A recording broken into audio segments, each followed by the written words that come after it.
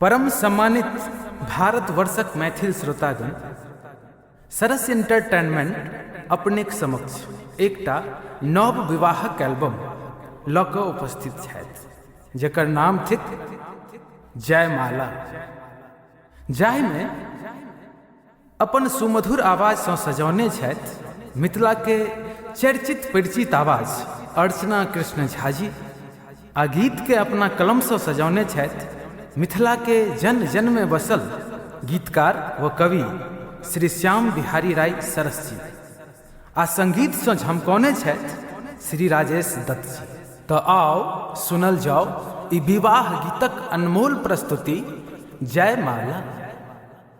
सीता रामक शुभ विवाह केर सुंदर गीत सुनाबै छी सरस एंटरटेनमेंट के प्रथम पुष्प जयमाला पहिराबै छी। हे मैथिल श्रोता बंधु, रघुवरसँ नाता जोड़ि लिअ, वैदेही केर दुल्हा रामक हृदय प्रेम में बोरि लिअ, हृदय प्रेम में बोरि लिअ। सीता बालापन में बामा हाथी सिद्धि के धनुष के उठाए ठाव कैल। राजा जनक प्रण केलनि जे एहि शिवजी के धनुष के जे तोड़त तिनके सँ हम सीता केर विवाह करब। राजा सब उपस्थित भेला, परंतु किनको सँ धनुष नहीं टूटल। ऋषि विश्वामित्रक संग आयल राजा दशरथ पुत्र श्री राम एवं लक्ष्मण धनुष भंग में भाग लेलनि, आ राम जी द्वारा छुबैत देरी धनुष भंग भऽ गेल। प्रसन्नता भेल आ उमंग संग ऐला रघुबर तिरहुत देशा, तोड़लनि धनुष मुदित मिथिलेश। ऐला रघुबर तिरहुत देशा, तोड़लनि धनुष मुदित मिथिलेश। ऐला रघुबर।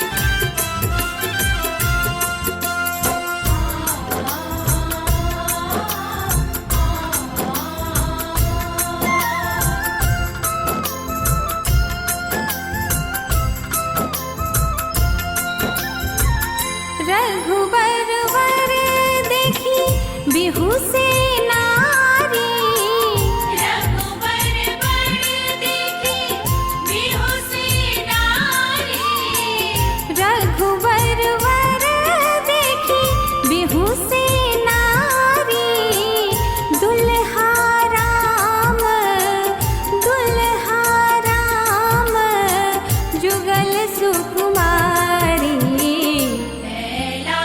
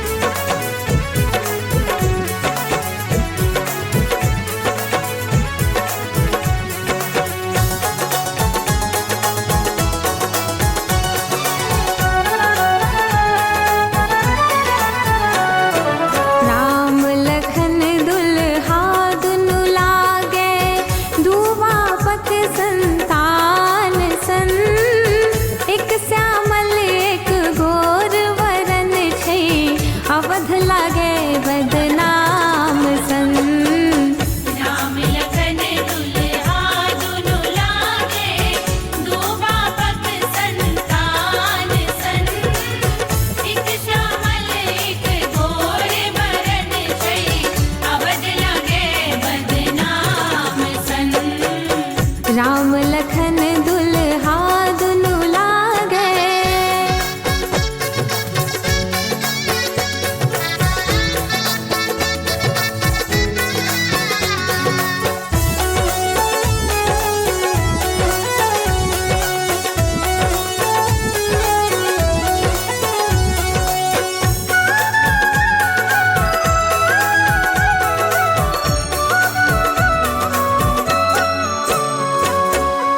कारण की छै से पुछबै चल, लखन के सखी बरसान छै।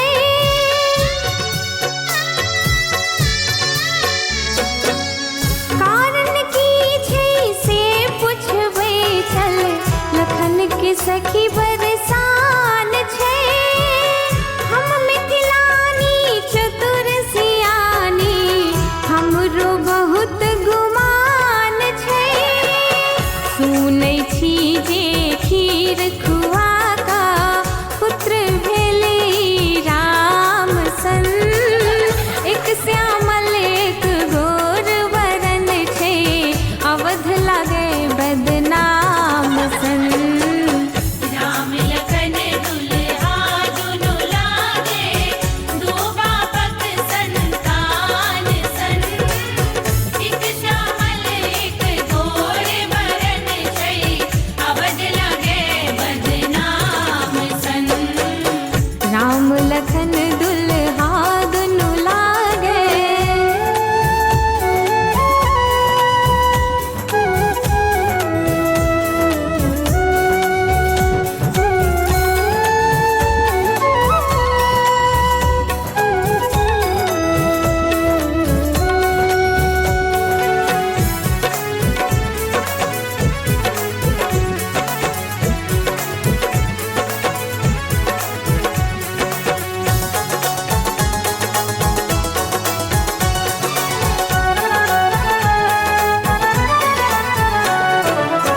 राजा दशरथ के तीन रानी, तीनों एक पर एक छै।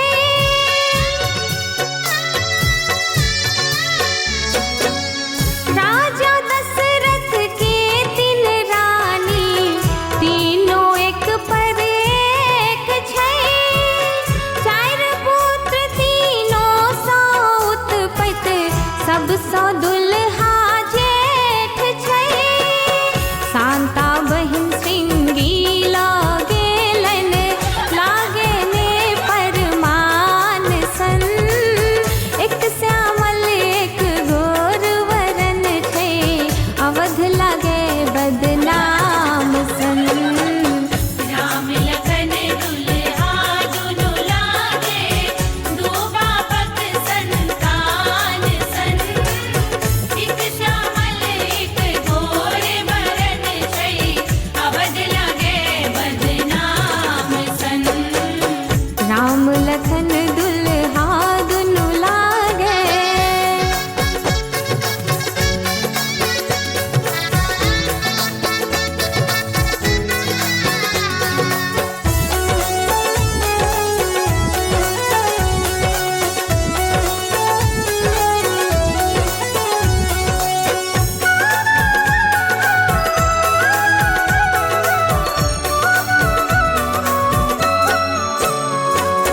सखी अर्चना गायर ने दियोन, नयन कमल सन लाल छै।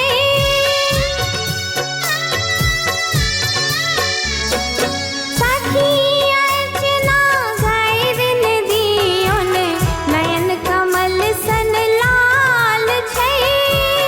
चारों दुल्हा में सरस जी, बड़का और कमाल छै।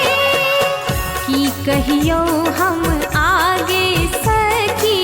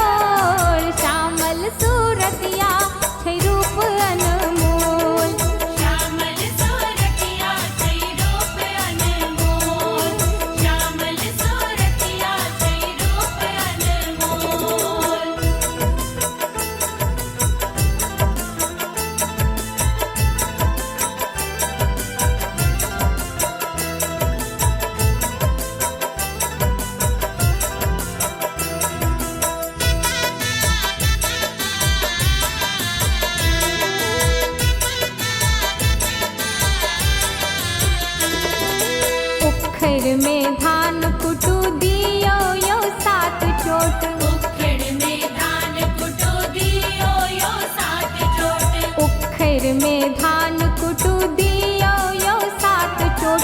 सूते सा बांधब टूटत नहीं डोर। सूते सा बांधब टूटत नहीं डोर। श्यामल सूरतिया छै रूप अनमोल।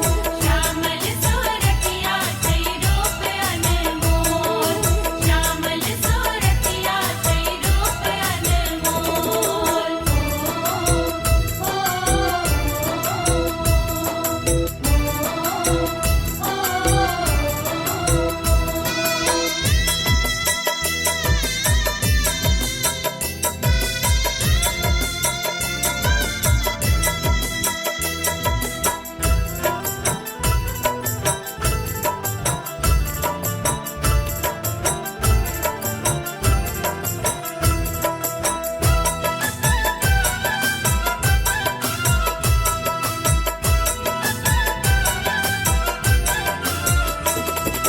लाबा छिड़ियत दाए बिछ बिछ का खाऊं। लावा चिड़ियत दाए बिछ बिछ का खाऊं। लाबा छिड़ियत दाए बिछ बिछ का खाऊं। देखू किशोरी के हल अच्छी गोर। देखू किशोरी के हल अच्छी गोर। श्यामल सूरतिया छै रूप अनमोल। श्यामल सूरतिया छै रूप अनमोल। श्यामल सूरतिया छै रूप अनमोल।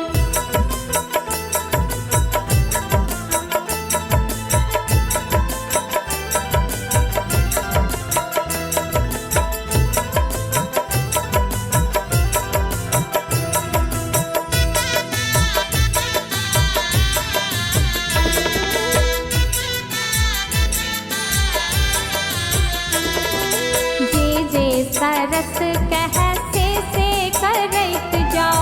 जे जे सरस कहे से करत जाऊं। जे सरस कह से करैत जाओ।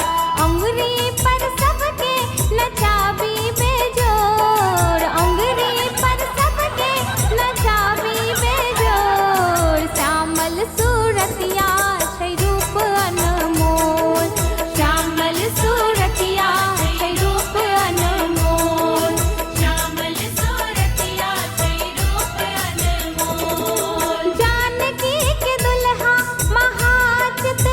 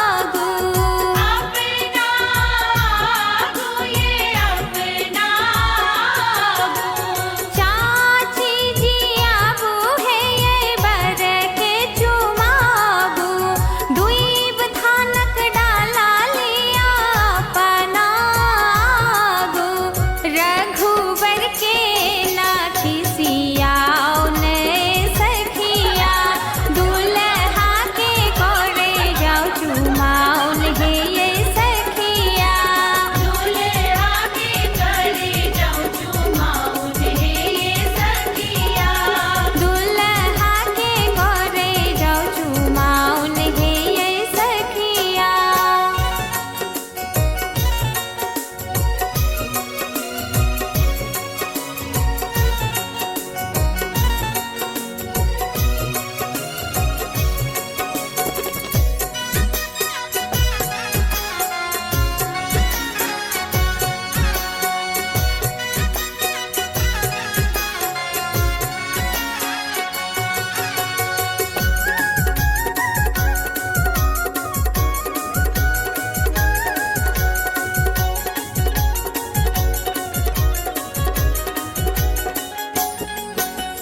गायर ने पढ़े जइयोन दुल्हा दुलारू दुल्हा दुलारू ये दुल्हा दुलारू खीर खाका जनमल छत दशरथ सुत चारू दशरथ सूत चारू ये दशरथ सूत चारू गायर ने पढ़े जइयोन दुल्हा दुलारू खीर खाका जनमल छत दशरथ सुत चारू सरसनी हो राज आशीष दियोन सखिया दुल्हा के करे जाओ चुमाओन हे ये सखिया दुल्हा के करे जाऊं चुमाऊं हे ये सखिया दुल्हा के करे जाओ चुमाओन हे ये सखिया दुल्हा के करे जाऊं चुमाऊं हे ये सखिया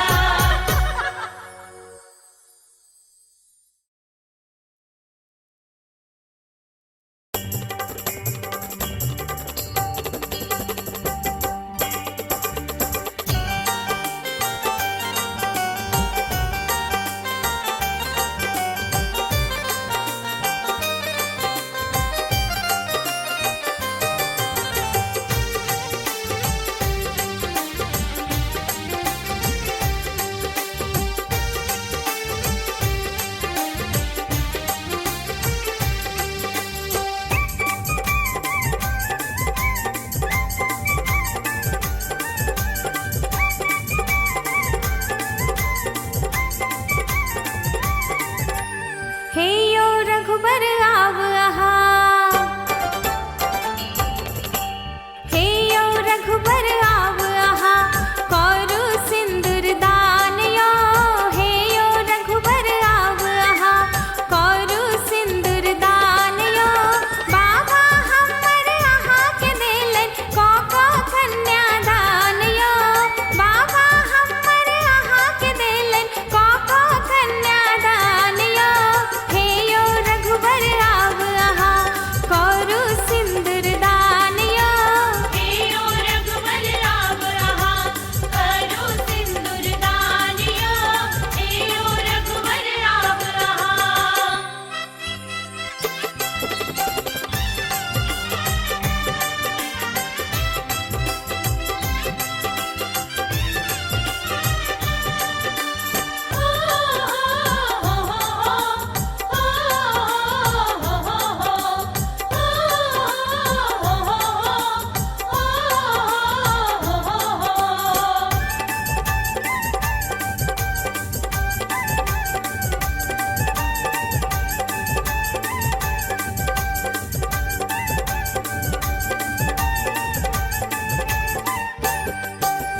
गीत गवै जो है गे बहिना सिंदूर के विधान के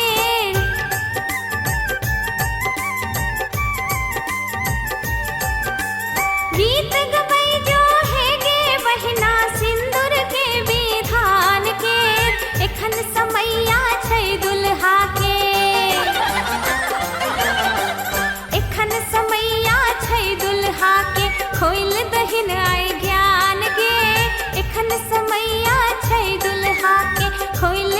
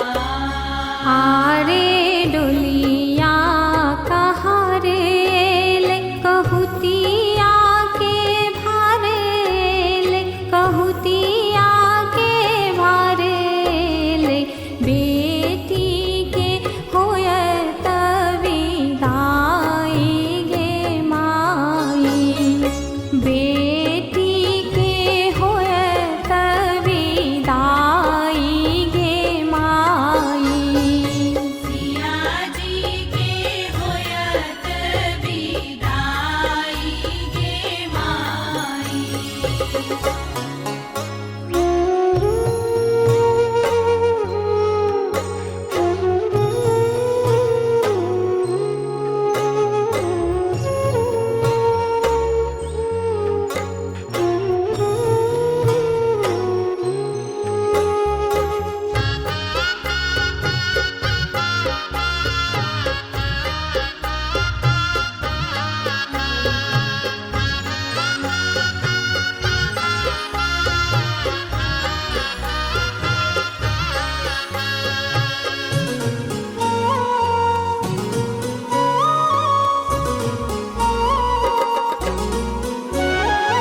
पोसी पाली दुलरी के एते तावन लिए, एते तावन लिए।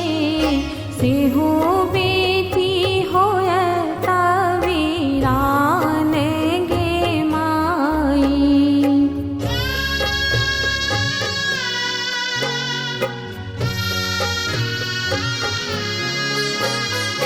पोसी पाली दुलरी के एते तावन लिए, एते तावन लिए। सेहो बेटी होयत वीरान गे माई। बेटी के होयत विदाई गे माई। सिया जी के होयत विदाई गे माई।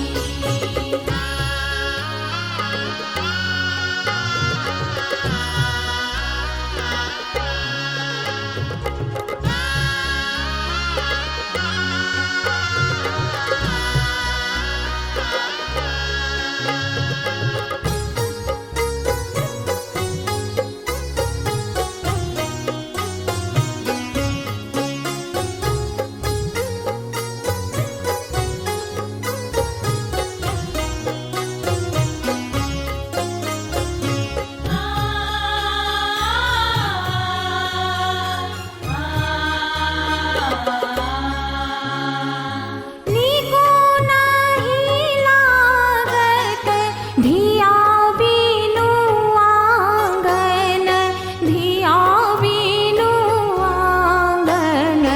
घर लागत सुन्न मसान गे माई।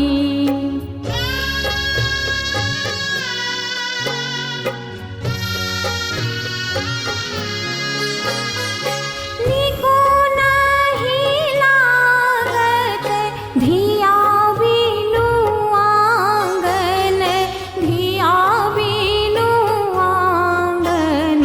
घर